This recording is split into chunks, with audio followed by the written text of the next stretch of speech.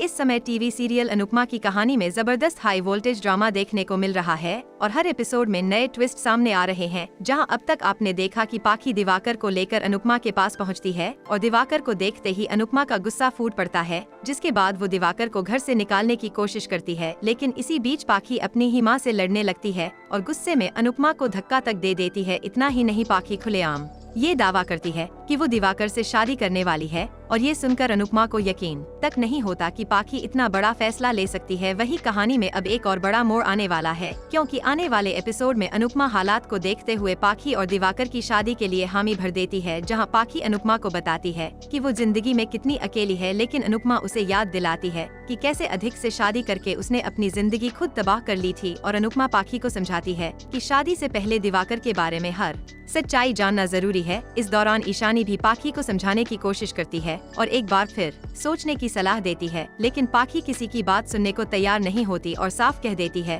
कि वो हर हाल में दिवाकर से ही शादी करेगी, जिससे उसकी जिद अनुपमा के लिए बड़ा सिरदर्द बन जाती है। इसी बीच वसुंधरा अनुपमा और उसके परिवार को कोसना शुरू कर देती है और हालात बिगड़ते देख प्रार्थना अपनी गोद भराई शाह हाउस में करवाने की कोशिश करती है। वहीं दूसरी तरफ माही और राही के बीच भी झगड़ा हो जाता है और ख्याति के नखरे देखकर पराग बीच में बोल पड़ता है और ऐलान करता है कि ख्याति की गोद भराई की रस्म अब कोठारी हाउस में ही होगी। साथ ही वो ये वादा भी करता है कि अनुपमा के परिवार की किसी भी तरह की बेइज्जती नहीं होने दी जाएगी। अब ऐसे में देखना दिलचस्प होगा कि पाखी का ये फैसला और गोद भराई का ये ड्रामा अनुपमा की जिंदगी में आगे कौन सा नया तूफान लेकर आता है और आने वाले एपिसोड में कहानी किस मोड़ पर पहुंचती है।